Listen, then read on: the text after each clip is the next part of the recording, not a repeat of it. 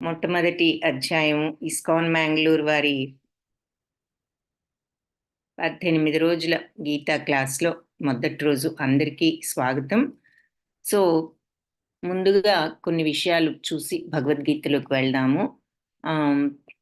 ఇది ఇస్కాన్ రాధా గోవింద ఆలయం. అక్కడ ఉన్న మూర్తులు ఈ రాధా గోవింద ఆలయం మంగళూరు కర్ణాటక రాష్ట్రంలో ఉన్నది. వాళ్ళ ద్వారా మనకు ఇది ఉచితంగా ఈ కోర్సు ఏర్పాటు చేయబడింది. ఈ మంగళూరులో ఉన్న ఇస్కాన్ ఆలయం, ఇస్కాన్ అంటే ఏమిటి అంటే ఇంగ్లీష్లో international society for Krishna consciousness, తెలుగులో మనం దాన్ని అంతర్జాతీయ కృష్ణ చైతన్య సంఘం అని చెప్పి అనువదించారు. దీనిని స్థాపించిన వాళ్ళు భక్తి వేదాంత స్వామి ప్రభుపాద. సో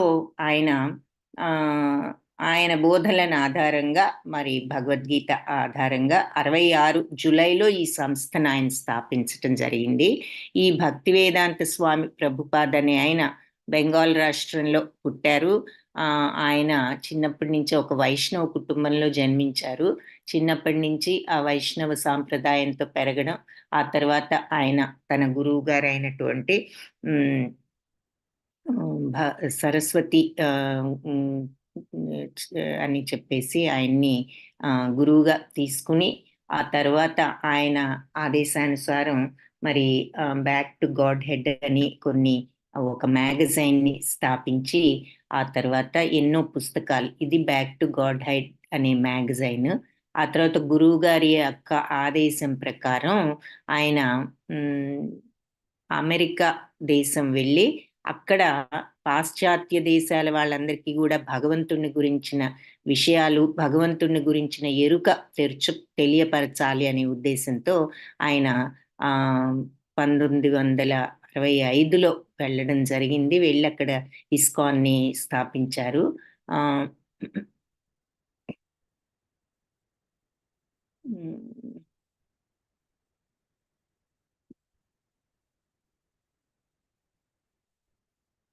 ఓకే,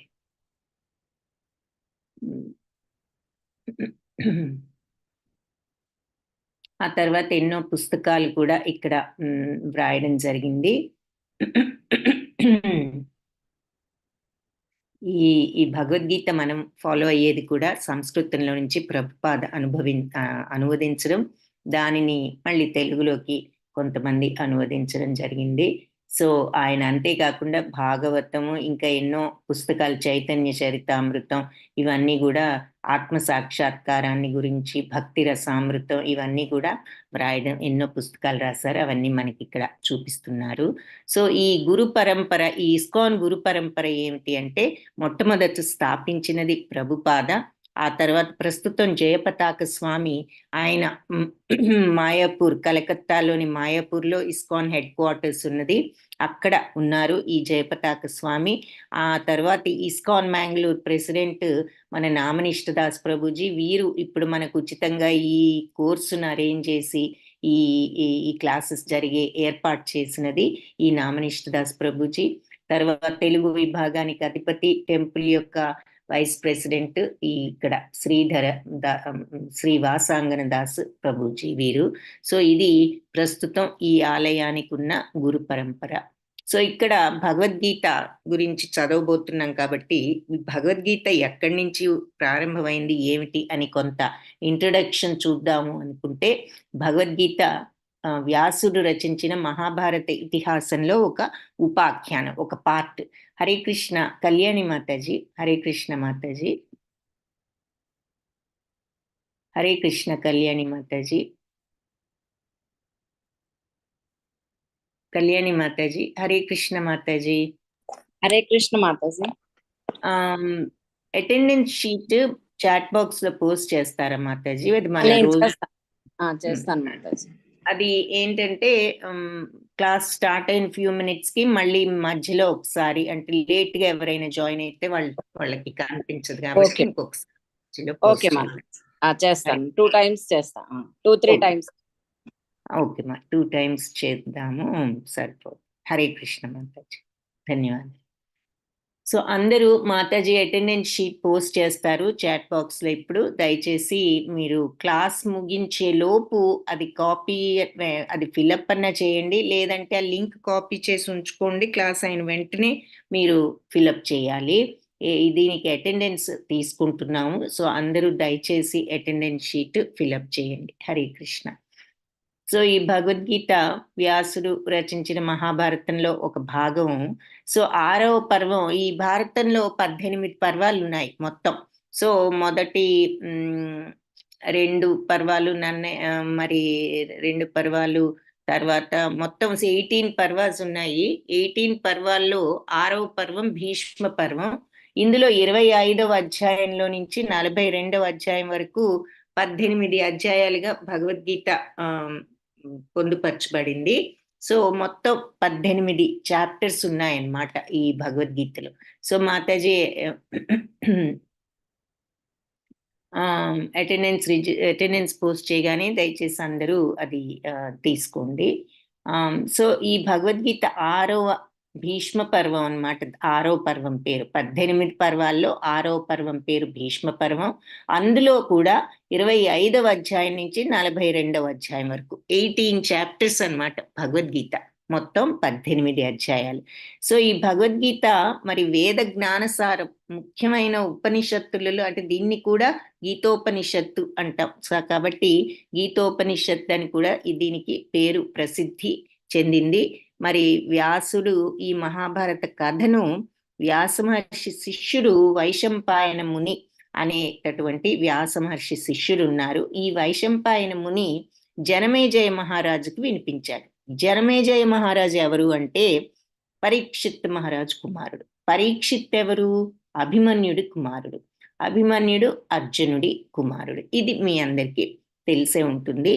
కాబట్టి ఈ కథను వైశంపాయన ముని జనమేజయ మహారాజు అంటే పరీక్షిత్ మహారాజు కుమారుడు అంటే అర్జునుడి యొక్క ముని మనవడుకు వినిపించాడనమాట. వినిపిస్తుండగా మనం అలా చెప్పారు భారతంలో దీన్ని. సో ఈ మహాభారత యుద్ధ ప్రారంభంలో అర్జునుడి కోరికపై శ్రీకృష్ణుడు మరి యుద్ధ భూమి మీదకి ఈ రథాన్ని 2 సైన్యాల మధ్యలోకి తీసుకొచ్చి పెడతాడు. అక్కడ చూసిన తర్వాత ఆయనకి బంధువులు, గురువులు, స్నేహితులు అందరూ అవతలి పక్షంలో కనిపించారు.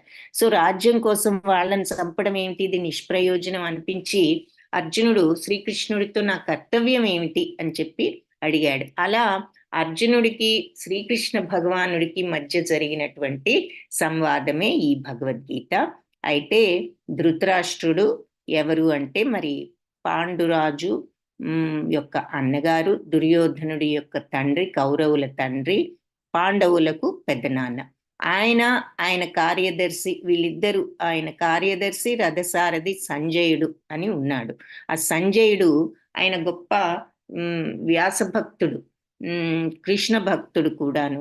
వీళ్ళిద్దరి మధ్య జరిగిన సంభాషణగా భగవద్గీత మొదలైందనమాట. ఎవరిద్దరి మధ్య? ధృతరాష్ట్రుడు అంటే కౌరవుల తండ్రి, ఆయన అంధుడు. మీలో అందరికీ ఇది తెలిసే ఉంటుంది.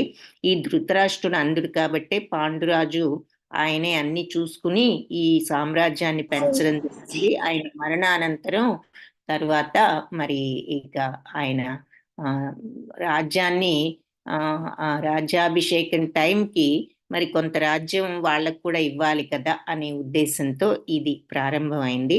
కౌరవులు ఇష్టపడకపోవడం, దాంతో ఈ యుద్ధం ప్రారంభం అవడం జరిగింది. సో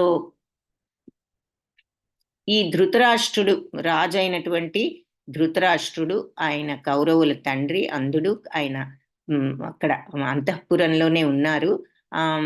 అయితే ఆయన కార్యదర్శి రథసారథి అని సంజయుడు. వీళ్ళిద్దరికీ మధ్య జరిగిన సంభాషణగా ఈ భగవద్గీత ప్రారంభం అలా జరిగిందనమాట. అలా స్టార్ట్ అవుతుంది.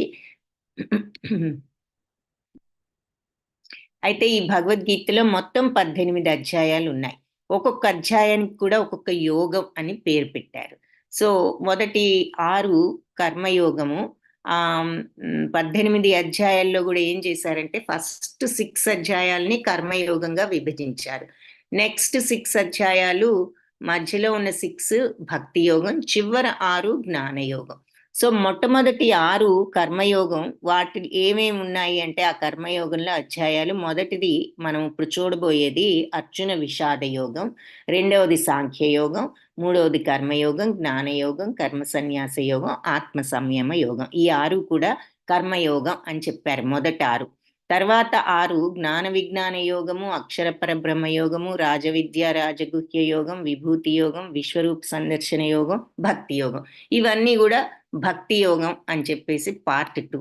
పార్ట్ 3లో లాస్ట్ 6 ఉన్నాయన్నమాట. అవి ఏమిటి అంటే మరి క్షేత్రజ్ఞ విభాగ యోగం, గుణత్రయ విభాగ యోగం, పురుషోత్తమ ప్రాప్తి యోగం, దైవాసుర సంపద విభాగ యోగం, శ్రద్ధాత్రేయ విభాగ యోగం, మోక్ష సన్యాస యోగం. సో ఈ భగవద్గీత శ్లోకాల సంఖ్య ఇవి 18 చాప్టర్స్ మొత్తం. సో మీరు భగవద్గీత క్లాస్ తీసుకుంటున్నారు కాబట్టి ఎవరైనా అసలు భగవద్గీతలో ఎన్ని చాప్టర్స్ ఉన్నాయి అని అడిగితే మీరు తక్కువంటే 18 చాప్టర్స్ అని చెప్పగలగాలి. అది బేసిక్ గా మనం తెలుసుకోవాల్సిన విషయం. రెండవది ఎన్ని శ్లోకాలు ఉన్నాయి అని ఎవరైనా మిమ్మల్ని అడిగితే 700 శ్లోకాలు ఈ భగవద్గీతలో ఉన్నాయి. వీటిలో మొట్టమొదటి శ్లోకం ధృతరాష్ట్రుడు, తర్వాత సంజయుడికి, ఆయనకు అదొక్కటే శ్లోకం ఉంది. ఫస్ట్ శ్లోకం ధృతరాష్ట్రుడిది, అదొక్కటే శ్లోకం. సంజయుడికి 41 శ్లోకాలు ఉన్నాయి, అర్జునుడికి 84, శ్రీకృష్ణుడికి 574. ఎక్కువ భాగం శ్రీకృష్ణుడికే ఉన్నాయి కాబట్టి భగవద్గీత భగవంతుడి నోట్లో నుంచి వెలువడిన ఒక పాట అని చెప్పి దీనికి పేరు. ఈ గీతా మహత్యం గురించి శంకరాచార్యుల వారు కూడా ఒక చిన్న గీతా మహత్యం అనేటటువంటి దాన్ని ఒక 6-7 శ్లోకాల్లో వివరించడం జరిగింది. ఈ గీతా మహత్యం ఏమిటో ఆయన ఏమన్నారో ఒకసారి చూద్దాము.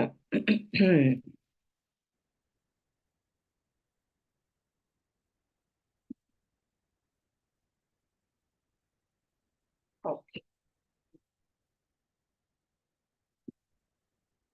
ఫస్ట్ చాప్టర్ కాబట్టి మనకి కొంత ఈ ఇంట్రొడక్షన్లు అవన్నీ కూడా ఉన్నాయి ఈరోజు. ఓకే, ఇది అందరికి కనిపిస్తోంది కదా? ఎవరికైనా కనిపించకపోతే హ్యాండ్ రైజ్ చేయండి.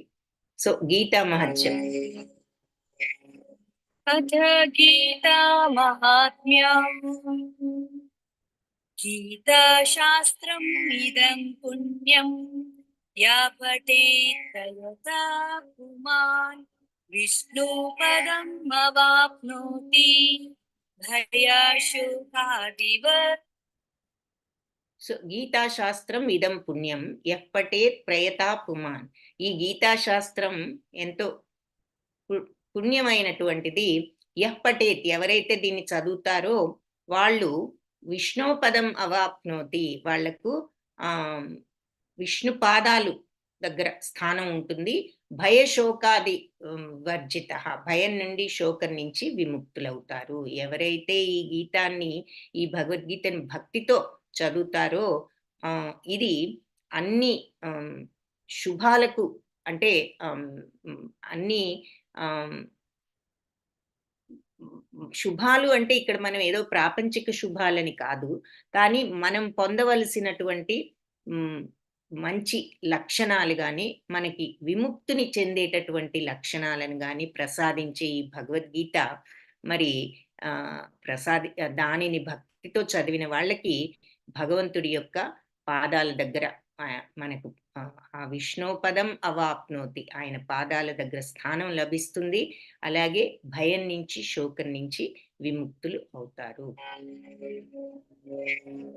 అథ గీతా మహాత్మ్యం గీతా శాస్త్రం ఇదం పుణ్యం యా పఠేత్ పుమాన్ విష్ణుపదం అవాప్నోతి భయాశోకాదివర్జిత. గీతాధ్యాయనశీలస్య ప్రాణాయామ పరస్య చ నైవ సంతి హి పాపాని పూర్వజన్మ కృతాని చ మలా నిర్మోచనం పుంసా జలస్నా.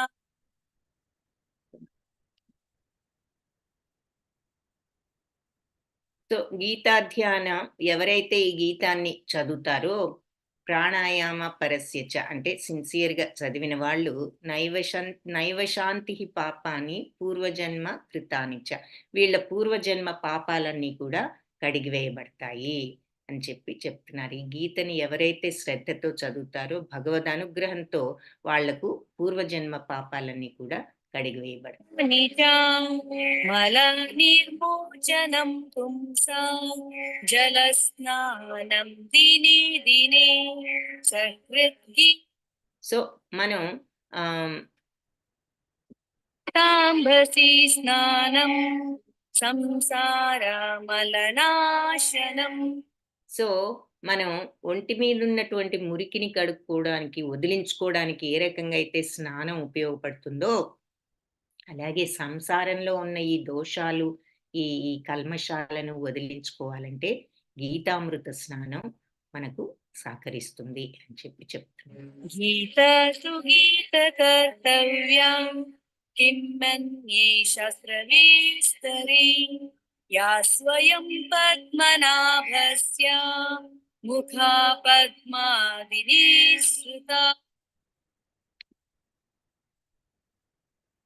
సో ఈ గీత అనేది చదివితే ఇక వేరే శాస్త్రాలు ఏది కూడా చదవక్కర్లేదు. ఈ గీతలో అన్ని శాస్త్రాల సారాలు ఉన్నాయి కాబట్టి ఎందుకు స్వయంగా పద్మనాభుడి ముఖ పద్మాన్ని నుంచి వెలువడినటువంటి ఈ గీతను చదివితే ఇక వేరే శాస్త్రాలు ఏమీ చదవవలసిన అవసరం లేదు అని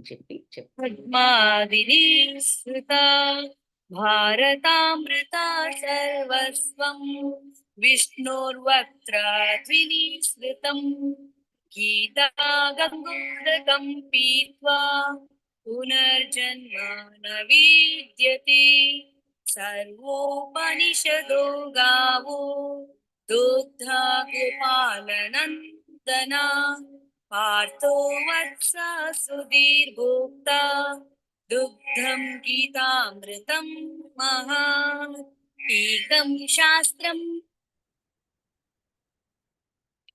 ఓకే సో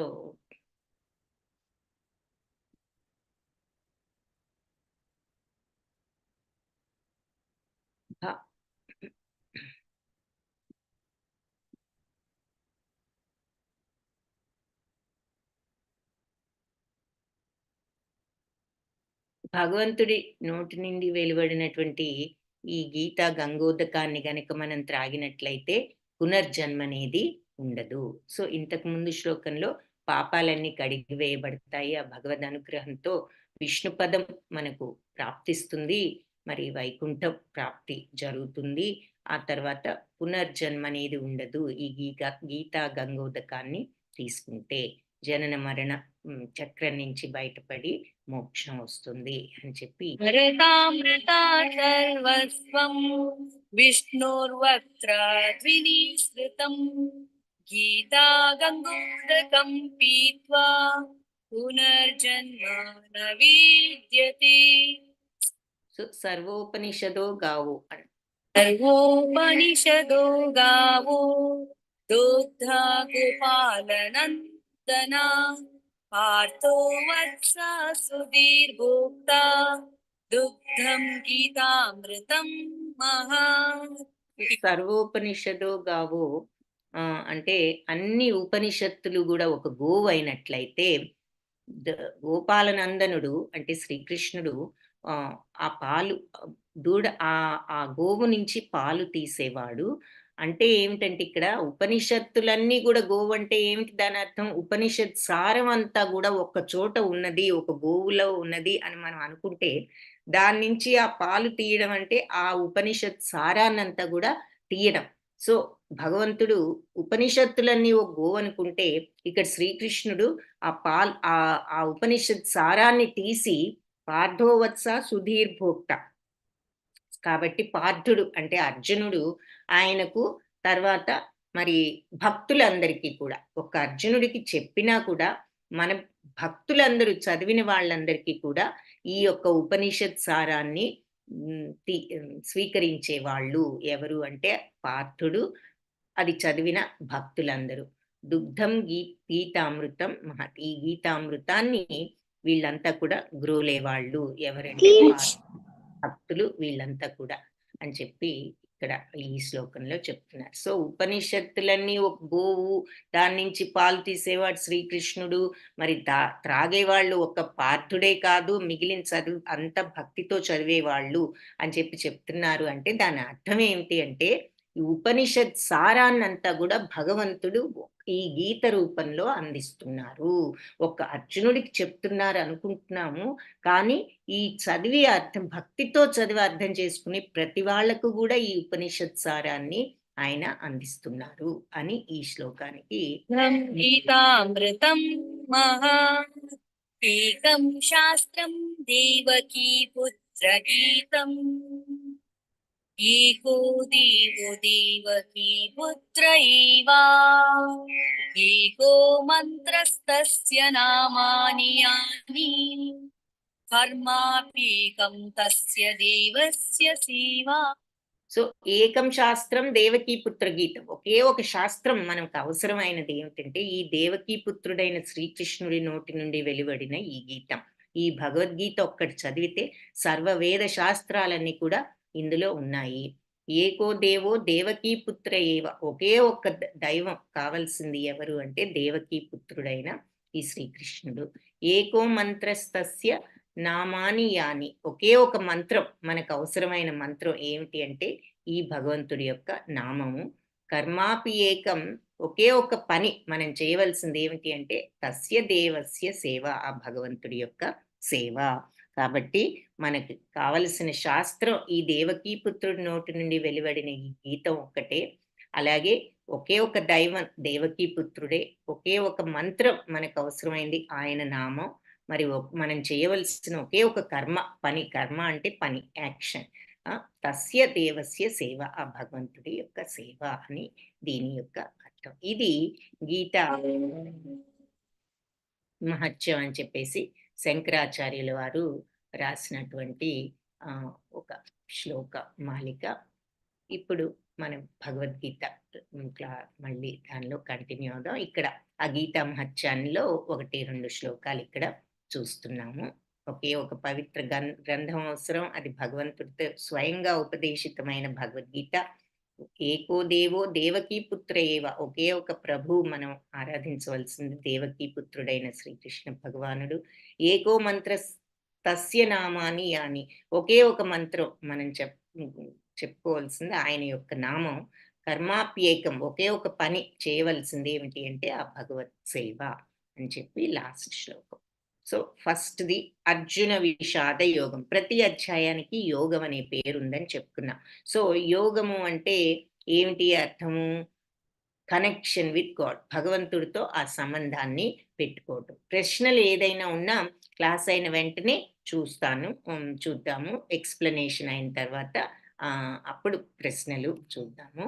సో యోగము అంటే భగవంతుడితో కాంటాక్ట్. సో ప్రతి అధ్యాయంలో కూడా యూజువల్గా 1 or more శ్లోకాస్లో మనకి భగవంతుడిని ఎలా పొందాలి, మోక్షం ఎలా పొందాలి, పరతత్వాన్ని తెలుసుకోవడం, ఆత్మతత్వం తెలుసుకోవడం, ఇవన్నీ కూడా ఒకటే మీనింగ్.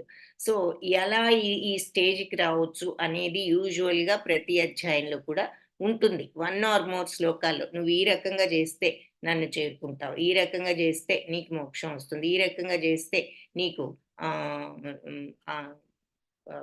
పరంధామానికి వెళ్తావు, నా భావం అర్థమవుతుంది అని చెప్పి పరతత్వం తెలుసుకుంటావు. ఇలా రకరకాల మాటల్లో భగవంతుడు ఆల్మోస్ట్ ఎవ్రీ చాప్టర్లో 1 or more శ్లోకాస్లో చెప్పడం జరుగుతుంది. కాబట్టి ప్రతి అధ్యాయానికి యోగం అనే పేరు. ఎందుకు యోగం అంటే భగవంతుడితో ఆ కాంటాక్ట్ అని అర్థం, కనెక్షన్. సో మొట్టమొదటి క్లాస్ని ఎప్పుడు కూడా గురు ప్రణామంతో, ఆ తర్వాత ప్రార్థనతో మొదలు పెడతాము. సో ఈ గురు ప్రణామంతో ఇప్పుడు మొదలు పెడదాం. ఓం అజ్ఞానతిమిరాంధస్య జ్ఞానాంజనశలాకయా చక్షురున్మిళితం యేన తస్మై శ్రీ గురవే నమః. నమో ఓం విష్ణుపాదాయ కృష్ణప్రేష్ఠాయ భూతలే శ్రీమతే భక్తి వేదాంత స్వామి ఇతి నామినే. నమస్తే సరస్వతి దేవి గౌరవాణి ప్రచారిణే నిర్విశేష శూన్యవాది పాశ్చాత్య దేశధారిణే हे कृष्णा करुणा सिंधो दीनबंधो जगत्पते गोपेश गोपिका कांता राधा कांता नमोस्तुते तप्त कांचन गौरांगी राधे वृंदावनेश्वरी वृषभानुसुते देवी प्रणमामि हरिप्रिये जय श्री कृष्ण चैतन्य प्रभु नित्यानंद श्री अद्वैता गदाधर श्रीवासादि गौर भक्त वृंद हरे कृष्ण कृष्ण कृष्ण हरे हरे हरे राम राम राम हरे हरे हरे कृष्ण భక్తులందరికీ. సో ఇప్పుడు ఫస్ట్ శ్లోకం ధృతరాష్ట్ర ఉవాచతో ప్రారంభం అవుతుంది. ధృతరాష్ట్ర ఉవాచ ధర్మక్షేత్రే కురుక్షేత్రే సమవేతాయుయుత్సవః మామకా పాండవాశ్చైవ కిమ కుర్వత సంజయ. ధర్మక్షేత్రమైన ఈ కురుక్షేత్రంలో సమావేశమయ్యాను అయ్యాము. యుయుత్సవ అయ్యారు. యుయుత్సవ అంటే ఎంతో ఉత్సాహంతో సమావేశం అయ్యారు. ఎవరు? మామక పాండవాశ్చైవ. మామక అంటే నా వాళ్ళు, పాండవాశ్చైవ మరియు పాండవులు. కిమకుర్వత సంజయ, ఏం జరుగుతోంది సంజయ అని అడుగుతున్నాడు ధృతరాష్ట్రుడు. అయితే ఇక్కడ ధర్మక్షేత్రమైన కురుక్షేత్రంలో ఎంతో ఉత్సాహంతో సమావేశమయ్యారు నా వాళ్ళు మరియు పాండవులు, ఏం జరుగుతోంది సంజయ అంటున్నాడంటే, ఇక్కడ ధృతరాష్ట్రుడి యొక్క వ్యక్తిత్వం గాని మనస్తత్వం గురించి గాని ఆయన యొక్క స్థితి ఆ సమయంలో ఎలా ఉన్నది అనేది ఎవరికైనా కొన్ని ఆలోచనలు వస్తే ఏమిటి ఆయన స్థితి ఆ టైంలో, ఈ మాటల్ని బట్టి మనకి ఏం అర్థమవుతుంది ఆయన తత్వం గురించి ఎవరైనా చెప్పగలిగితే చాట్ బాక్స్ లో టైప్ చేయండి. తర్వాత నెక్స్ట్ శ్లోకం అయిన తర్వాత ఆన్సర్స్ చూద్దాం. ఈ యొక్క ధృతరాష్ట్రుడు మనస్తత్వం గురించి ఏం అర్థమవుతుంది ఈ శ్లోకాన్ని బట్టి మనకు. ధర్మక్షేత్రమైన కురుక్షేత్రంలో ఎంతో ఉత్సాహంతో సమావేశమయ్యారు నా వాళ్ళు పాండవులు. కిమ కుర్వత సంజయ్, ఏం జరుగుతుంది ఏం జరుగుతుంది? యుద్ధ భూమిలో సమావేశం అయినప్పుడు యుద్ధం జరుగుతుంది. యుద్ధ భూమిలో యుద్ధం చేస్తాం కానీ ఫుట్బాల్ ఆడటానికి వెళ్ళలేదుగా వాళ్ళు యుద్ధం చేయడానికి వెళ్ళారు. అయినా అది తెలిసినా ఏం జరుగుతోంది సంజయ అన్నాడు అంటే ఆయన అది నా వాళ్ళు పాండవులు సమావేశమయ్యారు అంటున్నాడు. తన కుమారులు మరి ఇక్కడ పాండవులు తమ్ముడి కుమారులే అయినా కూడా వాళ్ళని పాండవులు అని సంబోధించాడు. ఏం జరుగుతోంది అంటున్నాడు. దీనిని బట్టి ఆయన మనస్థితి ఏమిటి అనేది ఎవరైనా చెప్పగలిగితే చాట్ బాక్స్ లో టైప్ చేయండి. వెరీ గుడ్, 2 ఆన్సర్స్ ఆల్రెడీ వచ్చాయి. Sampath Kumar Prabhuji worried about his Sons. Okay, yeah. ఆందోళన రాజేశం ప్రభుజీ, యా. సో ఆ ఆందోళన అనేది ఉన్నదన్నమాట. రెండవది ఏంటి? ఆందోళన ఏం జరుగుతోంది అని యుద్ధానికి వచ్చారని తెలిసినా కూడా ఏం జరుగుతోంది అంటున్నాడంటే ఆందోళన మనసులో ఉన్నదని ఒక పాయింట్. రెండవది ఏమిటి? ఇంకా 2-3 పాయింట్స్ చెప్పొచ్చు. నా వాళ్ళు పాండవులు అంటున్నాడు. ధర్మక్షేత్రే కురుక్షేత్రే అనే పదాలు కూడా వాడాడు. సో ఈ ఆన్సర్స్ మళ్ళీ నెక్స్ట్ శ్లోకం అయిన తర్వాత అప్పుడు అన్నీ వస్తాయి కాబట్టి అప్పుడు చూద్దాము. నెక్స్ట్ సంజయుడు చెప్తున్నాడు అనమాట, అడిగాడు కదా. సో సంజయుడికి ఇప్పుడు ఇదంతా ఎలా తెలుసు? వీళ్ళిద్దరూ కూడా అంతఃపురంలోనే ఉన్నారు, రాజభవనంలోనే ఉన్నారు. కానీ సంజయుడు వ్యాసుడి యొక్క శిష్యుడు కాబట్టి, ప్రియ శిష్యుడు కాబట్టి ఆయన అనుగ్రహంతో అతను రాజభవనంలో ఉన్నప్పటికీ యుద్ధ భూమిలో జరిగే విషయాలన్నీ కూడా అతనికి కళ్ళకు కట్టినట్టు మనకు గనక టీవీ స్క్రీన్ మీద కనిపించినట్లు ఆయనకు కనిపిస్తున్నాయి. అందుకని ఆయన ధృతరాష్ట్రుడికి అన్ని కూడా వర్ణిస్తున్నాడు అనమాట. సో ఏం జరుగుతోంది సంజయ అంటున్నాడు కాబట్టి సంజయుడు ఏమంటున్నాడంటే, సంజయ ఉవాచ దృష్ట్వా తు పాండవానీకం వ్యూఢం దుర్యోధనస్తదా ఆచార్యముపసంగమ్య రాజా వచనమబ్రవీత్. సంజయుడు అంటున్నారు, రాజా ఇలా వ్యూహాత్మకంగా ఉన్న ఈ పాండవ సైన్యాన్ని చూచి దుర్యోధనుడు మరి తన గురువు అయినటువంటి ద్రోణాచార్యుడి దగ్గరకు వచ్చి ఈ రకంగా మాట్లాడడం ప్రారంభించాడు. రాజా వచనం అబ్రవీత్ అంటే ఈ రకంగా మాటలు మొదలు పెట్టాడు. ఎవరి దగ్గర? ద్రోణుడి దగ్గరకు వచ్చాడు. ఎప్పుడైతే మంచి వ్యూహాత్మకంగా ఈ పాండవ సైన్యం నిలబడి ఉంది అక్కడ, దానిని చూచిన తర్వాత ఆయన తన గురువు అయిన ద్రోణుడి దగ్గరికి వెళ్ళి ఈ రకంగా మాట్లాడుతున్నాడు అనమాట. ఇక్కడ వ్యూహాత్మకం అనే పదం ఏమిటి అంటే, వ్యూహము అంటే ప్లాన్ అని అర్థం. సో ప్లాన్డ్ గా ఉన్నటువంటి ఆ సైన్యం. ప్లాన్డ్ గా ఉన్న సైన్యం అంటే ఏమిటి? ఇదివరకు రోజుల్లో సైన్యాన్ని ఊరికినే ఎలా పడితే అలా కాకుండా ఒక పద్ధతిలో పెట్టేవారు. మీ అందరికీ కూడా పద్మవ్యూహం అనే మాట వినే ఉంటారు. ఆ పద్మవ్యూహంలోకి ఎంటర్ అవ్వడమే కష్టం, బయటికి రావడం మళ్ళీ ఇంకా కష్టం. సో అభిమన్యుడు ఈ పద్మవ్యూహంలోకి వెళ్ళడం తెలుసు, అందులోకి వెళ్ళి అక్కడే మరణించడం జరిగింది. అభిమన్యుడు ఎవరు అంటే అర్జునుడి కుమారుడు. సో అర్జునుడు సుభద్ర అభిమన్యుడు తన తల్లి గర్భంలో ఉండగా అర్జునుడు భార్యకు చెప్పడం విన్నాడు ఎలా వెళ్ళాలి అనేది. బయటికి రావడానికి అప్పుడు అర్జునుడు శ్రీకృష్ణుడు ఆపివేయడం, దాంతో అతను వినకపోవడం, లోపలికి వెళ్ళడం, అక్కడే మరణించడం మనం చూసాం. సో ఇది ఎందుకు చెప్తున్నాను అంటే, ఇక్కడ మనం భారతంలో డీటెయిల్స్ కాదు ఈ క్లాస్, భగవద్గీత ఈ ఫస్ట్ చాప్టర్ లో మనకు కొంత ఇంట్రొడక్షన్ అవసరం కాబట్టి ఈ విషయాలు కొన్ని చెప్తున్నాను. వ్యూహం అన్న దానికి అలా పద్మ వ్యూహం ఎలా అయితే ఏర్పాటు చేశారో రకరకాల వ్యూహాలు ఉంటాయన్నమాట. ఆ రకంగా వాళ్ళు సైన్యాన్ని పెట్టేవారు ఆ రోజుల్లో. లేదంటే అందరూ ఎలా పడితే అలా ఉంటే ఒక ఆర్డర్ అనేది ఉండదు. ఎవరున్నారు, ఎవరు పోయారు, ముఖ్యమైన వాళ్ళు, ఇదంతా కూడా ఒక లేయర్స్ గా ఉంటుందన్నమాట వ్యూహాలు. ఫస్ట్ లేయర్ లో వీళ్ళు ఉంటారు, సెకండ్ లేయర్ లో వీళ్ళు ఉంటారు, ఈ లేయర్ నుంచి ఆ లేయర్కి వెళ్ళాలంటే ముందు ఈ లేయర్ ని ఛేదించాలి. ఈ రకమైన ప్లాన్డ్ గా పెట్టేవాడు. సో ఆ ప్లాన్స్ ఎంత బాగా వ్యూహాలు ఉంటాయి అనేది ఇక ఆ వ్యూహాలు ఏర్పరిచినటువంటి వాళ్ళ నైపుణ్యాన్ని బట్టి ఉంటుంది. సో అలా వ్యూహాత్మకంగా ఉన్న పాండవ సైన్యాన్ని చూచి దుర్యోధనుడు తన గురువైన ద్రోణాచార్యుడి దగ్గరికి వచ్చి ఈ రకంగా పలికాడట. ఏమని? సరే ఆన్సర్స్ వచ్చాయి చూద్దాము. ఇంకా Sampath Prabhuji, since Krishna is with Pandavas, he's thinking that Pandavas may win. Correct, అది కూడా ఉంది, ఆందోళన ఉన్నది. తర్వాత ధర్మక్షేత్రే కురుక్షేత్రే అంటున్నాడు కదా, ఆ కురుక్షేత్రమే ధర్మానికి ప్రసిద్ధి చెందిన క్షేత్రం అది.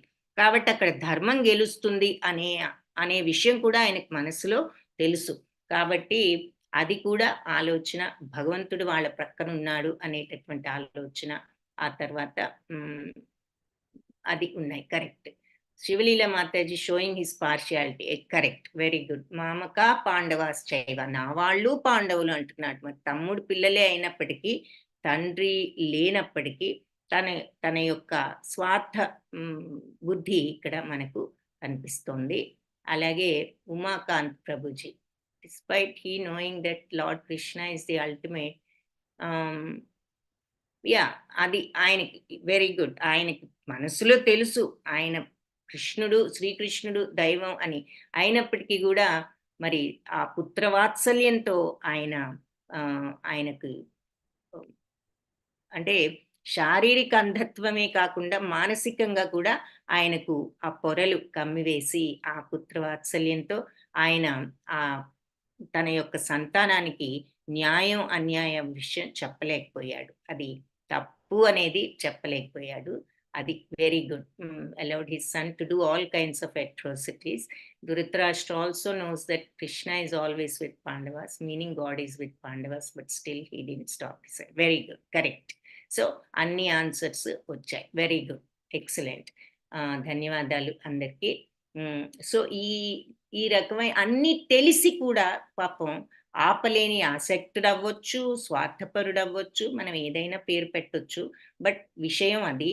సో ఆ రకంగా ఇప్పుడు మరి భగవంతుడు వాళ్ళ వైపు ఉన్నాడంటే ఎందుకున్నాడు, వాళ్ళ మీద ప్రేమ అంటే ఎందుకుంది, ఎవరైతే ధర్మాన్ని అనుసరిస్తారో మరి వాళ్ళ పక్షాన భగవంతుడు ఉంటారు. కాబట్టి మన వైపు ధర్మం లేదు, శ్రీకృష్ణుడు మరి ఏది ధర్మం అయితే అది సమర్థిస్తాడు అనేది కూడా ఆయనకు తెలుసు. తెలిసి కూడా మరి ఆపలేకపోయాడు.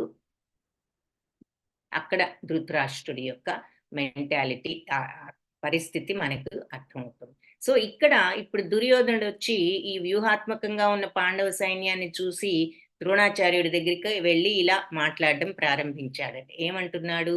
పశ్యైతాం పాండుపుత్రాణం ఆచార్య మహతీం చము వ్యూఢాం ద్రుపదపుత్రేణ తవ శిష్యేణ ధీమత. పశ్యైతాం పాండుపుత్రాణం, చూసారా ఈ పాండుపుత్రుల్ని ఆచార్య గురుగారు చూసారా? మహతీం చము, ఇంత గొప్పగా ఉన్న వీళ్ళ సైన్యాన్ని చూసారా? వ్యూఢాం, ఇంత వ్యూహాత్మకంగా పెట్టాడు. ద్రుపదపుత్రుడు, ఎవరు ద్రుపదపుత్రుడు? దృష్టద్యుమ్నుడు. ద్రుపదుడు అంటే ద్రౌపది తండ్రి, దృష్టద్యుమ్నుడు అంటే ద్రౌపది సోదరుడు. ఆ ద్రౌపది సోదరుడైన దృష్టద్యుమ్నుడు మీ శిష్యుడే కదా, తవ శిష్యేన ధీమత, ఆయన ద్రోణాచార్యుడి శిష్యుడే. ఆయన మీ దగ్గర నేర్చుకుని మరి ఎంత బాగా ఈ వ్యూహాత్మకంగా పెట్టాడంటే మీ దగ్గర నేర్చుకున్న విద్యను మీకే ఈ రకంగా మన మీదే ప్రయోగించాడు అని చెప్పేసి చెప్తున్నాడు. ఇంకా ఏమంటున్నాడు? ఈ పాండవుల సైన్యంలో ఎంతో ధైర్య సాహసవంతులు, అస్త్ర విద్యా నిపుణులు, శౌర్యంలో భీమార్జునులకు సమానులైన వాళ్ళు కూడా ఉన్నారు. సాత్యకి, విరాటుడు, ద్రుపదుడు, దృష్టకేతువు, చేకితానుడు, కాశీరాజు, పురుజిత్తు, కుంతిభోజుడు, శైభ్యుడు, యుధామన్యుడు, ఉత్తమౌజుడు, అభిమన్యుడు, ఉప పాండవులు, వీళ్ళంతా ఉన్నారు. వీళ్ళందరూ కూడా చాలా గొప్ప మహారథులే, వీరులే అంటున్నాడు. అంటే వాళ్ళందరినీ పేరు పేరున ఈ వీరులు చాలా మందిని చెప్తున్నాడు అనమాట. ఇదంతా ద్రోణాచార్యుడికి తెలియదనా? ఎందుకు చెప్తున్నాడు? ఇక్కడ దుర్యోధనుడి మెంటాలిటీ గురించి ఏమర్థం అవుతోంది మనకి. ఇక్కడ ఇందాకటి శ్లోకంలో మీ ప్రియ శిష్యుడు అంటున్నాడు. అంటే అక్కడ ప్రియ శిష్యుడైన ద్రుపదపుత్రుడు ఎంత వ్యూహాత్మకంగా పెట్టాడో ఈ పాండవ సైన్యాన్ని చూడండి అంటున్నారు. అంటే ఆ విషయాలన్నీ ఇప్పుడు గురువు గారికి తెలియదనా, తను చెప్పాలా? ఇలా చెప్పడం వల్ల దుర్యోధనుడి యొక్క మానసిక స్థితి ఏమిటి అనేది మీరు చెప్పగలిగితే చాట్ బాక్స్ లో టైప్ చేయండి. అంతేకాకుండా ఇంకా ఏమంటున్నాడు? ఇంత గొప్ప గొప్ప వీరులంతా ఉన్నారు, వీళ్ళంతా చాలా మహారథులు అని చెప్తూ నెక్స్ట్ ఏమంటున్నాడు? అస్మాకం తు విశిష్టాయే తాన్ని బోధా ద్విజోత్తమ నాయక మమ సైన్యస్య సంజ్ఞార్థం తాన్ బ్రవీమితే. సో ఇకపోతే బ్రాహ్మణోత్తమ, ద్విజోత్తమ, ద్విజులు అంటే బ్రాహ్మణులు, బ్రాహ్మణోత్తమ, ఇక మన సైన్యంలో ఉన్న నాయకులు, నాయక మమ సైన్యస్య, మన సైన్యంలో ఉన్న నాయకులు వాళ్ళ గురించి కూడా బ్రవీమితే, మీకు చెప్తాను అని చెప్తున్నాడు. అంటే ద్రోణుడికి అవతల ఉన్న వాళ్ళెవరు, ఈ సైన్యంలో ఉన్న వాళ్ళెవరు ద్రోణాచార్యుడికి తెలియదా? ఆయనే వాళ్ళలో సగం మందికి పైగా విద్యను నేర్పించిన ఆయన అంటున్నాడు. అంటే ఇక్కడ దుర్యోధనుడి మెంటాలిటీ, అక్కడ దుర్యోధనుడి మనస్థితి ఎలా ఉంది ఆ సమయంలో అనేది ఎవరైనా చెప్పగలిగితే చాట్ బాక్స్ లో టైప్ చేయండి. ఫస్ట్ ఏమంటున్నాడు? మీరు నేర్పిన మీ ప్రియ శిష్యుడు ఎంత వ్యూహాత్మకంగా పెట్టాడో వాళ్ళ సైన్యాన్ని చూసారా అన్నాడు. తర్వాత వాళ్ళల్లో ఇదిగో వీళ్ళంతా, ఈ వీరులంతా ఉన్నారు, చాలా భీమార్జునులకు సమానులైన వాళ్ళు, చాలా గొప్ప వీరులని పేరు పేరున కొంతమందిని చెప్పాడు. తర్వాత మన వైపు కూడా ఉన్నారు, మన వైపు ఉన్న వాళ్ళ గురించి చెప్తాను వినండి అంటున్నాడు. మీరున్నారు, భీష్మ పితామహుడు ఉన్నాడు, కర్ణుడు, కృపాచార్యుడు, అశ్వత్థామ, వికర్ణుడు, సోమదత్తుడు పుత్రుడైన భూరిశ్రవుడు. వీళ్ళు ఎలాంటి వాళ్ళంటే ఎప్పుడు కూడా యుద్ధంలో వాళ్ళకి విజయం తప్ప రెండోది తెలియని వాళ్ళు. నా కోసం ప్రాణాలు అర్పించడానికి సిద్ధపడిన సూర్యులు ఇంకా చాలా మంది ఉన్నారు. వీళ్ళంతా కూడా ఎన్నో వివిధ అస్త్రశస్త్రాలతో యుద్ధ విద్యల్లో నైపుణ్యులు. కాబట్టి ఇంకా మన సైనిక బలం ఉంది అంటే అది అపరిమితం, చాలా పెద్ద సైన్యం కౌరవ సైన్యం. మరి ఇంకా అంతేకాకుండా మనం భీష్మ పితామహుడితో సంపూర్ణంగా రక్షించబడుతున్నాం. అంటే భీష్ముడు వాళ్ళ యొక్క సేనాధిపతి. అవతల పాండవుల సేనాధిపతి ఎవరు అంటే భీముడు. పాండవులతో రక్షింపబడే ఈ పాండవ సైన్యం చాలా పరిమితమైనది. అంటే కొద్ది మందే వాళ్ళ సైన్యం, మనంత పెద్దది కాదు, మనది అన్లిమిటెడ్, అపరిమితం అంటున్నాడు. వీళ్ళది లిమిటెడ్ అంటున్నాడు. మీరందరూ కూడా ఈ సైన్యం యొక్క సేనా వ్యూహంలో ఎవరి వ్యూహాత్మక స్థానాల దగ్గర వాళ్ళు నిలిచి భీష్మ పితామహుడికి కంప్లీట్ రక్షణ, పూర్తి సపోర్ట్, ప్రొటెక్షన్ ఇవ్వండి. ప్రొటెక్షన్ అంటే ఇక్కడ అర్థం ఏమిటంటే సపోర్ట్ కంప్లీట్గా ఆయన ఎవరి ప్లేసుల్లో వాళ్ళు ఉండి ఇవ్వండి అని చెప్తున్నాడు. సో ఇక్కడ ఫస్ట్ మీ యొక్క ప్రియ శిష్యుడు ఎంత వ్యూహాత్మకంగా పెట్టాడో చూసారా? మీరు నేర్పించిన విద్య ఇప్పుడు మీ మీదే ప్రయోగిస్తున్నాడు అన్నట్టుగా ఒక మాటని, అవతల రాజులందరూ ఇంతింత రాజులున్నారు, అంత రాజులున్నారు, వాళ్ళు చాలా గొప్ప వీరులు అని చెప్పి మన వైపు ఉన్నారు. ఇప్పుడు మన వైపు వీరులు వీళ్ళంతా ఉన్నారు, మీరున్నారు, భీష్ముడున్నాడు, కర్ణుడు, కృపాచార్యుడు అంటూ వీళ్ళ వైపు వీరులు అశ్వత్థామ, వికర్ణుడు వీళ్ళందరినీ పేరు పేరున చెప్పి నా కోసం ప్రాణాలు అర్పించే ఇంకెంతో మంది వీరులు ఉన్నారు. మన సైన్యం ఉందంటే అపరిమితం, వాళ్ళదేమో పరిమితం. మన సైన్యానికి భీష్మ పితామహుడే సేనాధిపతి, వాళ్ళకేమో భీముడు అని చెప్పి ఈ విషయాలని చెప్పాడు. అంటే ఇక్కడ దుర్యోధనుడి మనస్తత్వం ఎలా ఉంది అంటే భయపడుతున్నాడు. Satya Mataji, okay correct. Sivaleela Mataji, for his satisfaction.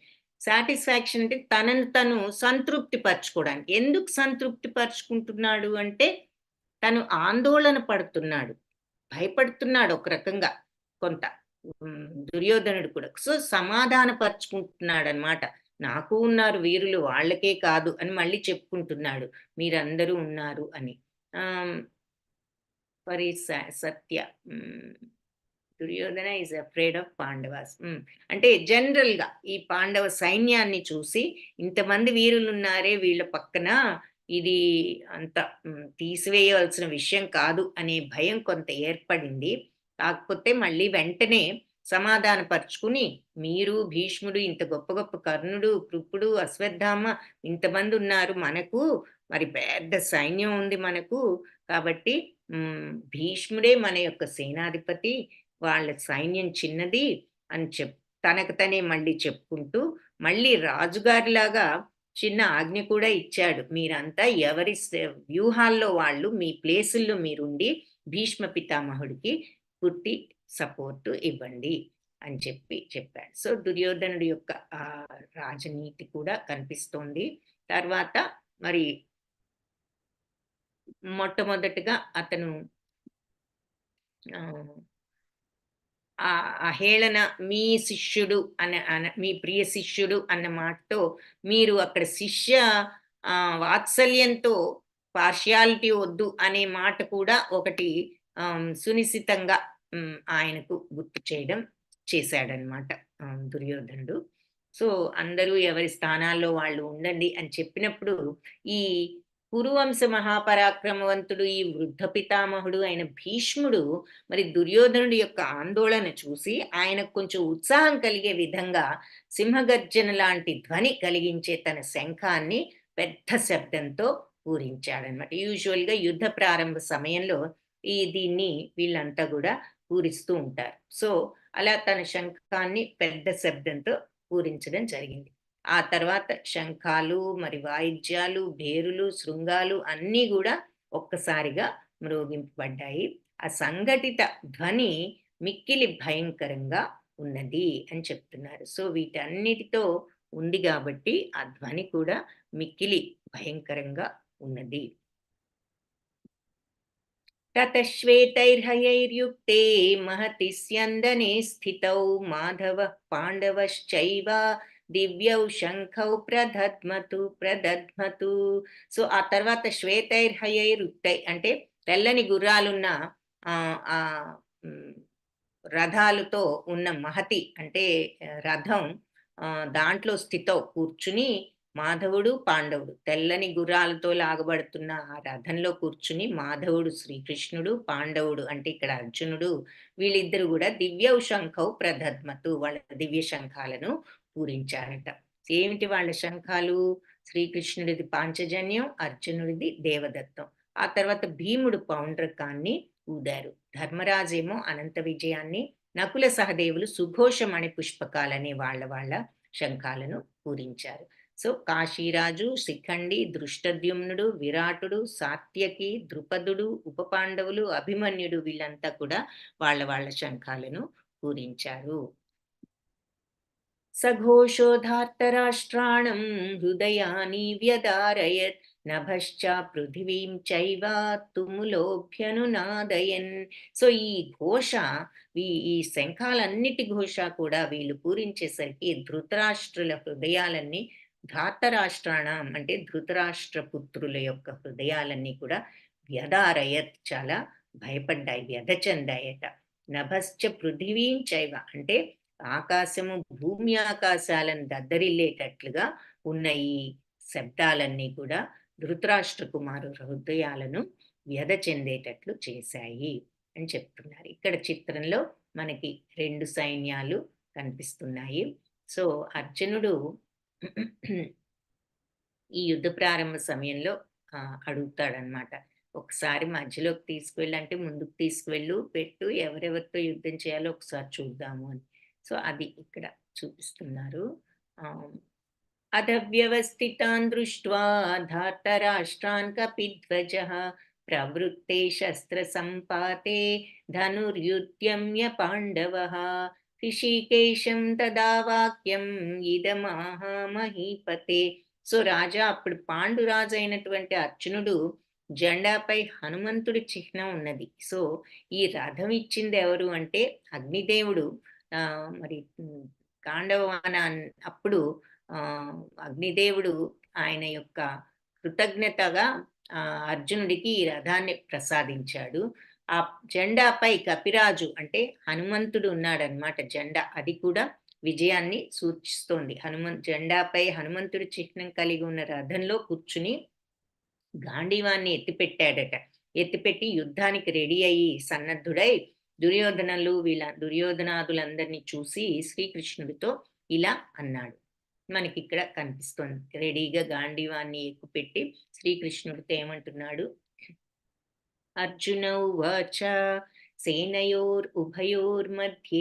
రథం స్థాపయమే అచ్యుత యావదేతాన్నిరీక్షేహం యోద్ధుకామానవస్థితాన్ కైర్మయా సహ యోద్ధవ్యం అస్మిన్ రణసముద్యమే. సో సేనయోర్ ఉభయోర్ మధ్య, 2 ఉభయ సైన్యాల మధ్యలో రథం స్థాపయమే అచ్యుత, రథాన్ని తీసుకువెళ్ళి పెట్టు. అచ్యుత అంటే చ్యుతుడు కానివాడ, అంటే నాశనం లేనివాడ శ్రీకృష్ణ అని అర్థం. సో అచ్యుత, రథాన్ని 2 సైన్యాల మధ్య తీసుకువెళ్ళి నిలబెట్టు. యావదేతాన్ నిరీక్షేహం, అక్కడ ఎవరితో చూస్తాను, యోధు కామానవస్థితాన్ ఎవరెవరితో చేయాలో చూడాలని ఉండి ఒకసారి మధ్యలోకి తీసుకువెళ్ళి పెట్టు, చూస్తాను. కైర్మయా సహయోద్ధవ్యం, ఎవరితో ఈ యుద్ధాన్ని చేయాలో అని అడుగుతున్నాడు అనమాట. సో రథాన్ని 2 సైన్యాల మధ్యలో పెట్టు, తద్వారా ఈ యుద్ధంలో ఎవరెవరితో యుద్ధం చేయాలో చూసే అవకాశం కలుగుతుంది అని. సరే, సంజయుడు ఇంకా చెప్తున్నాడు ఇదంతా. ఏవముక్తో హృషికేశో గుడాకేశేన భారత సేనయోరుభయోర్मध्ये స్థాపయిత్య రథోత్తమం భీష్మద్రోణ ప్రముఖతః సర్వేషాం చ మహీక్షితాం ఉవాచ పార్థ పశ్యైతాన్ సమవేతాన్ కురునితి. సో ఏవముక్తో హృషికేశో అంటే ఈ రకంగా పలికి హృషికేశుడు గుడాకేశుడైన భారత అంటే గుడాకేశ అంటే నిద్రను జయించినవాడా, అంటే ఇక్కడ నిద్ర అంటే అజ్ఞానాన్ని జయించినవాడా. అజ్ఞానం అంటే తమో గుణం, తమో గుణాన్ని జయించినవాడా. తమో గుణం అంటే అజ్ఞానం, అజ్ఞానానికి సూచన. ఈ గుణాల గురించి ముందు ముందు నెక్స్ట్ చాప్టర్ నుంచి చూస్తాము, అప్పుడు వివరంగా చెప్తాను. ఇప్పుడు గుడాకేశుడు అంటే నిద్రను జయించిన వాడు అని అర్థం. దాని అర్థం ఏమిటంటే డీపర్ మీనింగ్, అజ్ఞానాన్ని జయించిన వాడు అని చెప్పి. ఏవముక్తో హృషికేశ, హృషికేశుడు అంటే ఎవరు? ఇంద్రియాలను జయించగలిగిన వాడు. ఇంద్రియాలంటే ఏమిటి? కళ్ళు, ముక్కు, నోరు, చెవి, చర్మం, ఇవన్నీ కూడా కళ్ళు చూపిస్తాయి, చెవులు వినిపిస్తాయి, నోరు రుచి చూపిస్తుంది, చర్మం మరి స్పర్శాజ్ఞానాన్ని ఇస్తుంది, ముక్కు వాసనలు తెలియజేస్తుంది. ఈ ఇంద్రియ ప్రలోభాలన్నిటి వల్లే మనకు కోరికలు అనేవి కలుగుతున్నాయి. మరి అది ఏదైనా చూస్తే బావుంటే కావాలనిపిస్తుంది. అలాగే ఏదైనా మంచి మ్యూజిక్కో, మనకిష్టమైన మాటలో వినిపిస్తే అటు వెళ్లి వినాలనిపిస్తుంది. సో, నోరు ఏదైనా తింటే బావుంటే ఇంకా తినాలనిపిస్తుంది. ఇలా ఈ ఇంద్రియాలు ప్రలోభాలకు మూల కారణం, కోరికలకు మూల కారణం ఇంద్రియాలనమాట. సో, అలాంటి కోరికలకి మనం బానిసలం గాని, భగవంతుడు ఈ ఇంద్రియాలనే కంట్రోల్ చేయగలవాడు. అందుకే ఆయనకి హృషికేశ, ఇంద్రియాలను నియంత్రించేవాడు, కంట్రోల్ చేయగలిగేవాడు అని చెప్పి అర్థం. సో, గుడాకేశుడు అంటే నిద్రను, అజ్ఞానాన్ని జయించినవాడు. సో, ఇలా పలికి ఇక ఈ శ్రీకృష్ణుడు అర్జునుడి మాటలు, గుడాకేశుడైన అర్జునుడి మాటలు విని సేనయోర్ ఉభయోర్ మధ్యే 2 సైన్యాల మధ్యలో స్థాపయిత్వా రథోత్తమం, రథాన్ని తీసుకువెళ్ళి ఈ గొప్ప రథాన్ని 2 సైన్యాల మధ్యలో పెట్టాడు. పెట్టి భీష్మద్రోణ ప్రముఖతః సర్వేషాం చ మహీక్షితాం, ఇక్కడ పెట్టి ఇదిగో ఇక్కడ భీష్మ ద్రోణుల దగ్గర వాళ్ళు ఎదురుగుండా పెట్టి అందరినీ ఒక్కసారి చూడు. ఉవాచ పార్థ పశ్యైతాన్ సమవేతాన్ కురూనితి, ఇక్కడ అక్కడ పెట్టి ఏమంటున్నాడు, పార్థ చూడు ఇక్కడ సమావేశమైన ఈ కౌరవ వంశులందరినీ, కౌరవ వీరులందరినీ చూడు అన్నాడు. సో, తీసుకువెళ్ళి శ్రీకృష్ణుడు ఆ రథాన్ని అర్జునుడు అడిగిన ప్రకారం 2 సైన్యాల మధ్యలో భీష్మ ద్రోణాదుల దగ్గర నిలిపి, ఇదిగో ఇక్కడ సమావేశమైన ఈ కౌరవాదులందరినీ చూడు అని చెప్పినప్పుడు అర్జునుడు చూశాడు. దాని గురించి ఇక్కడ చెప్తున్నారు. తాన్ సమీక్ష్య స కౌంతేయ సర్వాన్ బంధూనవస్థితాన్ కృపయా పరయావిష్టో విషీదన్నిదమబ్రవీత్. కాబట్టి అప్పుడు సమీక్షించాడు ఈ కౌంతేయుడు, అంటే కుంతీపుత్రుడు అని అర్థం. అర్జునుడు అందరినీ సమీక్షించాడు, చూశాడు. ఎవరిని? సర్వాన్ బంధూన్ అవస్థితాన్, అక్కడ స్థితులై నుంచునున్న బంధువులందరినీ చూశాడు. చూసి కృపయా పరయావిష్టో, అంటే కృపతో, దయతో, కరుణతో నిండిపోయి విషీదన్నిదమబ్రవీ, దుఃఖంతో ఇలా విషాదంతో నిండిపోయి ఇలా అబ్రవీతి, ఈ రకంగా మాట్లాడడం ప్రారంభించాడు. సో ఇదిగో ఇక్కడ మనకి ఈ రథంలో అర్జునుడు దుఃఖంతో కూర్చోవడం, శ్రీకృష్ణుడు ఇదిగో చూడు అని చెప్పడం, ఆయన చూసి దుఃఖించడం ఇక్కడ చూస్తున్నాము. సో ఇక్కడ రెడ్ గా కృపయ అని పడింది, అంటే రెడ్ తో కారణం అన్నమాట. అతను అక్కడ కరుణతో నిండిపోయి వాళ్ళందరినీ చూసి దుఃఖం వచ్చిందనమాట ఆయనకి.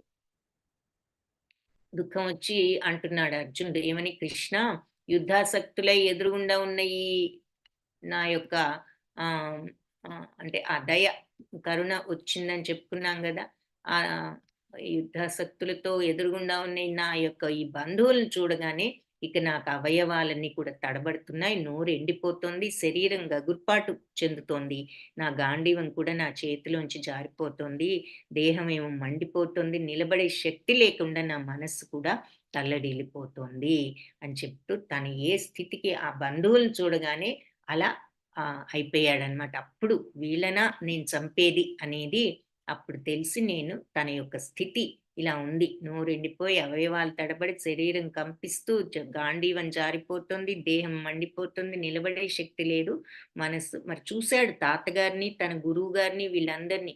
సో ఇవన్నీ అతని యొక్క స్థితి ఇలా ఉన్నది అని చెప్పి చెప్తున్నారు. మళ్ళీ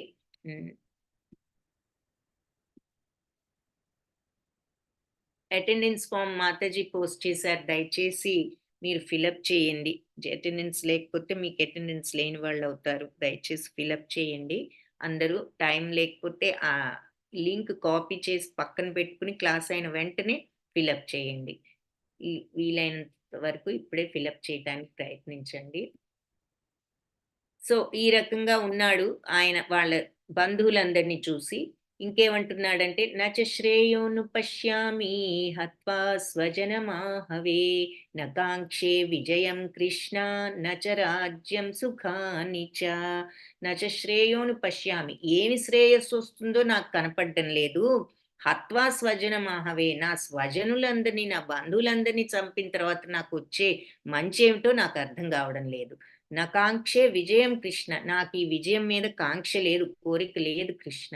నచ రాజ్యం మీద కూడా కోరిక లేదు. సుఖానిచ్చ, నాకు ఈ సుఖాలు కూడా అక్కర్లేదు, ఈ రాజ్య సుఖాలు అంటున్నాడు. నా వాళ్ళని యుద్ధంలో చంపిన తర్వాత నాకు వచ్చే మంచి ఏమిటో నాకు అర్థం కావడం లేదు. నాకు ఈ రాజ్యం వద్దు, నాకు ఈ విజయం వద్దు, నాకు ఈ సుఖాలు వద్దు అంటున్నాడు. సో ఇందాకేమన్నాడు మరి కృపయ అంటే దయతో నిండిపోయి దుఃఖం వచ్చింది ఫస్ట్ రీజన్. నెక్స్ట్ ఈ సుఖాలన్నీ నాకు అక్కర్లేదు. వాళ్ళని చంపితే వచ్చే సుఖాలు నాకు అక్కర్లేదు అంటున్నాడు. ఇంకేమంటున్నాడు?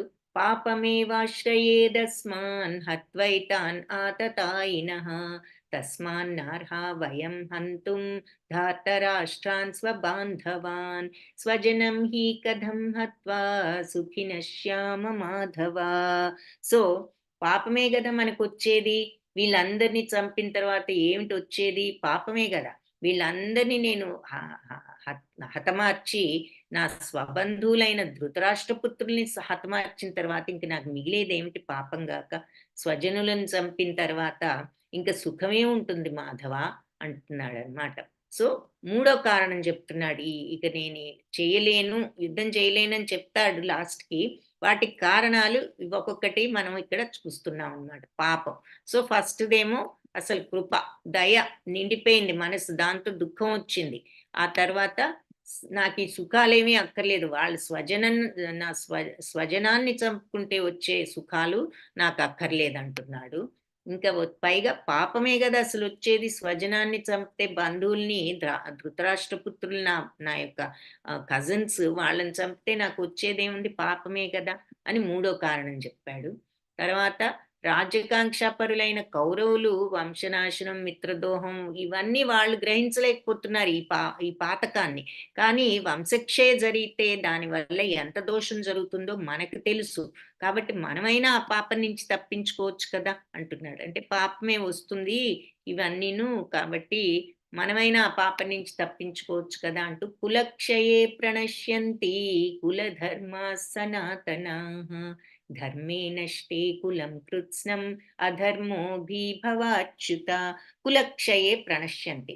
అంటే ప్రాచీన కుల ధర్మాలన్నీ కూడా నశించిపోతాయి. సనాతన కుల ధర్మాలు మరి ఆచారాలు, పద్ధతులు అన్నీ పోతాయి. ధర్మే నష్టం. ధర్మం పోతుంది. కులం కృత్స్నం మరి కులాలన్నీ కూడా ఈ రకంగా ధర్మం లేకుండా తయారవుతాయి. అధర్మోభిభవ అచ్యుత. అధర్మమే మిగులుతుంది అని అచ్యుత అంటే చ్యుతుడు కానివాడా శ్రీకృష్ణ అని కృష్ణుని అచ్యుతాన్ని సంబోధిస్తూ అంటున్నాడన్నమాట. ఈ వంశనాశనంతో మన ప్రాచీన సనాతన కులధర్మాలన్నీ కూడా నశిస్తాయి. కులధర్మాలు నశిస్తే ఇంక మిగిలేదేముంది?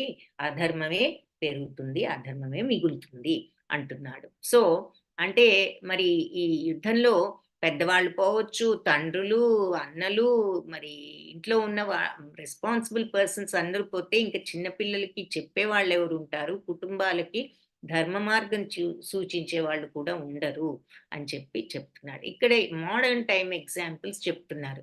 ఎలా అవుతారు అధర్మం అలుముకుంటుందంతటా అన్నదానికి ఈ రోజుల్లో మరి అంటే ఇక్కడ మరి ఈ పద్ధతి లేనిటువంటి ఆహారాలు గాని, ఇవన్నీ గూడా వస్తాయి. ధర్మం అనేది పోతుంది. అంటే ఇక్కడ జస్ట్ ఒక ఎగ్జాంపుల్ ఏదో ఈ ఆహారం అనే కాదు. హ్మ్. ఏదైనా సరి అయిన పద్ధతులు, ధర్మాలు ఉండవు. అధర్మం వ్యాప్తి చెందుతుంది అని చెప్పి నా ఈ నాలుగో రీజన్ చెప్పాడు. సో, 4 రీజన్స్ చూసాము. కృప దయతో, తర్వాత సుఖాలొద్దన్నాడు. తర్వాత మరి మనకొచ్చేది పాపమే కదా అని చెప్పి ఆహ్, సుఖాలొద్దు పాపమే వస్తుందన్నాడు. కులక్షయ కులనాశనం జరుగుతుందని 4 రీజన్స్ ఇక్కడ చెప్పాడు. ఫిఫ్త్ రీజన్ సెకండ్ చాప్టర్ బిగినింగ్‌లో చూస్తాం. కాబట్టి అర్జునుడు ఈ స్థితిలో ఉన్నాడు. యదమామ ప్రతీకారం అశస్త్రం శస్త్రపాణయః ధార్తరాష్ట్రారణి హన్యోస్తన్మే క్షేమతరం భవేత్. సో, నిరాయుధుడిని నేను గనక ఇలా ఆయుధాలు వదిలేసి యుద్ధం చేయకపోతే, ప్రతీకారం చేయని వాడినైన నన్ను వీళ్ళంతా ఆయుధాలు ధరించిన ఈ ధృతరాష్ట్రపుత్రులు నన్ను గనక వధించినా నాకు మంచిదే. పోనీ వధించని నాకది మంచిదే అంటున్నాడు. సో, సంజయ ఉవాచ ఇదంతా అని చెప్పేసి ఇలా దుఃఖంగా కూర్చున్న అర్జునుడిని చూస్తున్నాం. సో, సంజయుడు వివరిస్తున్నాడనమాట ధృతరాష్ట్రుడికి. సంజయ ఉవాచ ఏవముక్త్వార్జునః సంఖ్యే రథోపస్థా ఉపావిశత్ విసృజ్య సశరం చాపం శోక సంవిఘ్నమానసః ఇలా పలికి అర్జునుడు మౌనంగా ఇక రథంలో కూర్చుండిపోయాడు. ఎలా విసృజ్య సశరం చాపం, వదిలిపెట్టేశాడంట. ఏది శస్త్రాస్త్రాలన్నీ పక్కన పడేసి శోక సంవిఘ్న మానస, దుఃఖంతో నిండిపోయినటువంటి మనస్సుతో అలా తన గాంధీవాన్ని కూడా వదిలేసి ఇలా అర్జునుడు ఈ మాటలన్నీ చెప్పి కూర్చుండిపోయాడు అని చెప్పి సంజయుడు చెప్తున్నాడు. సో ఇక్కడ అర్జునుడు యుద్ధం చేయకుండా ఉండడానికి చెప్పిన 5 కారణాలు చెప్పాడు. సో అందరినీ చూశాడు, మధ్యలోకి తీసుకువెళ్ళి పెట్టు ఒకసారి చూస్తానన్నాడు ఉత్సాహంగా గాంధీవాన్ని ఎత్తి యుద్ధానికి. తీరా చూసేసరికి అక్కడ కనిపించిన తాతలు, తండ్రులు, గురువు గారులు, మరి బంధువులు చూసేసరికి వెంటనే మనసంతా కరుణతో దుఃఖంతో నిండిపోయింది. తర్వాత నాకు ఈ భోగాలు అక్కర్లేదు, వీళ్ళందరినీ చంపి నేను సుఖపడేది, వీళ్ళందరిని చంపినాక ఇంకేం సుఖం నాకు అక్కర్లేదు, పైగా చంపితే వచ్చేదేమిటి పాపమే. దుర్యోధనుడు వాళ్ళు అర్థం చేసుకోలేక వాళ్ళు బయలుదేరారు యుద్ధానికి. అన్నీ తెలిసిన మనం కూడా పాపం అని తెలిసి పనులు చేయడం ఏమిటి, నాకు వద్దు ఈ పాపం అన్నాడు. తర్వాత వంశనాశనం, అందరూ పోతే కుటుంబాలు ఏమవుతాయి, వంశాలు ఏమవుతాయి, ధర్మం పోతుంది, అధర్మం అలుముకుంటుంది అన్నాడు. ఈ 4 కారణాల వల్ల ఏం చెయ్యాలో తెలియని అనిశ్చయ స్థితిలో ఉండటం వల్ల ఇక నేను ఏం చెయ్యలేను అని చెప్పాడు. ఈ అనిశ్చయ స్థితిని 2nd చాప్టర్లో వర్ణిస్తారనమాట. అక్కడ చూస్తాము. హరే కృష్ణ, మీరు అటెండెన్స్ ఫామ్ లో ఫిల్ చేయండి, ఇక్కడ పెట్టక్కర్లేదు మీ నేమ్ అవన్నీను. మీరు అటెండెన్స్ ఫామ్ లో మీరు అక్కడే మీ నేమ్ టైప్ చేయండి, అలాగే మీ నంబరు అవన్నీ అటెండెన్స్ ఫామ్ లో టైప్ చేయండి. మీకు అది క్లిక్ చేస్తే ఓపెన్ అవుతుంది కదా, అక్కడే మీరు మీ పేరు అది టైప్ చేయొచ్చు. ఇక్కడ చాట్ బాక్స్ లో పెట్టక్కర్లేదు, అది ఆటోమేటిక్ గా రికార్డ్ అయ్యి ఆ ఫామ్ వస్తుంది మనకు. కాబట్టి మీరు ఫామ్ లో ఫిలప్ చేస్తే చాలు. ఓకేనా మాతాజీ? సో ఇవి ఈ 5 కారణాల వల్ల ఈ చాప్టర్ ఎండింగ్ లో ఈ స్థితిలో ఉన్నాడనమాట అర్జునుడు, ఇక నేను యుద్ధం చేయలేను అని చెప్పేసి.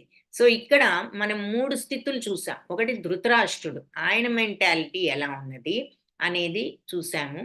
అలాగే మరి మొదట్లోనే మనం అది చూసాం. ధృతరాష్ట్రుడి యొక్క మైండ్ సెట్ ఏమిటి అంటే ఆందోళన పడుతున్నాడు, స్వార్థ బుద్ధితో మరి ఈ యుద్ధాన్ని ఆపలేకపోయాడు కాబట్టి ఈ ఆందోళన ధృతరాష్ట్రుడు. ఇకపోతే దుర్యోధనుడు ఉన్నాడంటే దుర్యోధనుడికి కూడా ఆందోళన ఉంది, మళ్ళీ సంభాళించుకుంటున్నాడు, ఏదో నా వైపు కూడా పెద్ద పెద్ద వాళ్ళు ఉన్నారు, చాలా పెద్ద సైన్యం ఉంది అని చెప్పేసి. పోతే అర్జునుడి స్థితి ఎలా ఉంది అంటే అర్జునుడు అందరినీ చూసి ఇక నేను ఈ యుద్ధం వీళ్ళందరి మీద చేయాలి, ముగ్గురు పరిస్థితి చూస్తున్నా. సో ఇక్కడ ఆ డిఫరెన్స్ చూస్తున్నా. ఎప్పుడైనా సరే మరి మంచిని ఇక్కడ మనకు పాలతో పోలుస్తూ ఉంటారు. పాలు గనక విరిగినట్లయితే మరి నీరు ఒక పక్కకి, ఆ పాలలో ఉన్నటువంటి సారం అంతా ఒక పక్కకి వస్తుంది.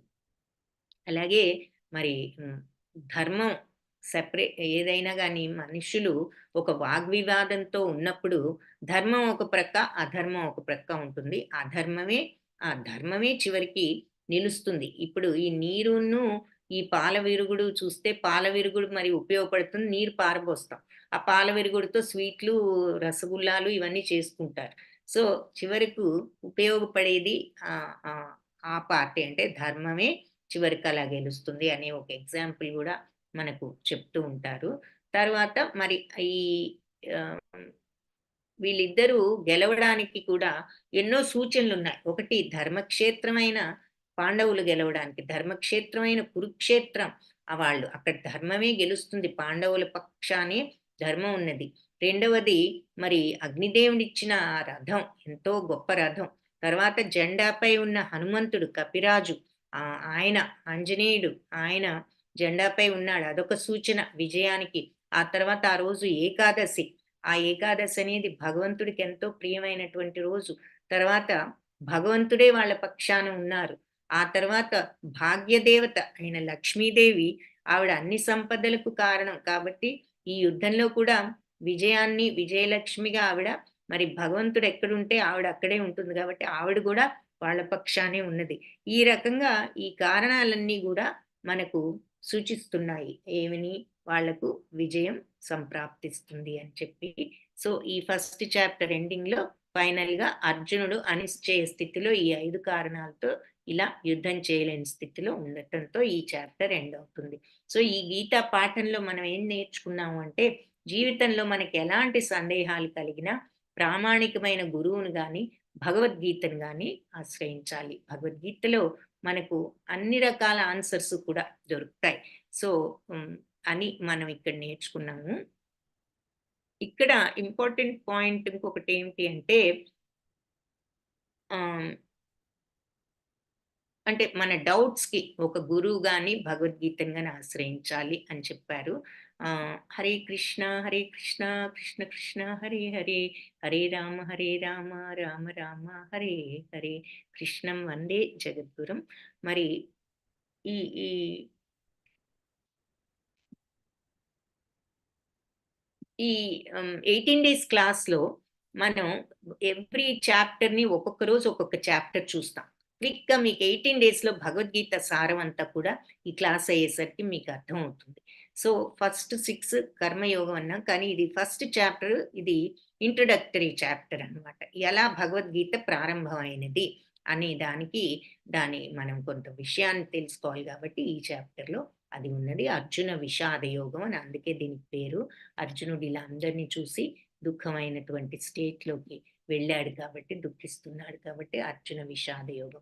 సో, ఇక్కడ పాయింట్ ఏమిటి అంటే, మనం ప్రతి ఒక్క శ్లోకాన్ని చూడలేము. కానీ ఇంపార్టెంట్ శ్లోకాలు ఈ యొక్క చాప్టర్‌లో హ్మ్, మనకు చాప్టర్ సారాన్ని తెలియజేసేటటువంటి శ్లోకాలన్నీ కూడా ఏరి ఇలా పొందుపరచడం జరిగింది ఈ కోర్స్‌లో. కాబట్టి ఎవ్రీ శ్లోక చూడాలంటే కొన్ని చాప్టర్స్‌లో 78 శ్లోకాస్ ఉన్న చాప్టర్స్ కూడా ఉన్నాయి. కొన్ని చిన్నవి 20 శ్లోకాలే ఉన్నాయి. వాటిలో అవి ముఖ్యమైన చాప్టర్స్ 2. ఒక 2 ముఖ్య చాప్టర్స్‌లో 20 శ్లోకాసే ఉంటాయి. అలాంటి చాప్టర్స్ మనం మొత్తం చూస్తాం. కానీ మిగిలిన చాప్టర్స్‌లో ముఖ్య శ్లోకాలన్నీ చూస్తాము. వాటి ద్వారా మనకు మొత్తం చాప్టర్‌లో ఉన్న సారాంశం ఈజీగా అర్థమయ్యే విధంగా ఈ రకంగా ఈ కోర్సుని రూపొందించాము. సో, అది. వాంఛాకల్పతరుభ్యశ్చ కృపా సింధుభ్య ఏవ చ పతితానాం పావనేభ్యో వైష్ణవేభ్యో నమో నమః. ఇది వైష్ణవ ప్రణామం క్లాస్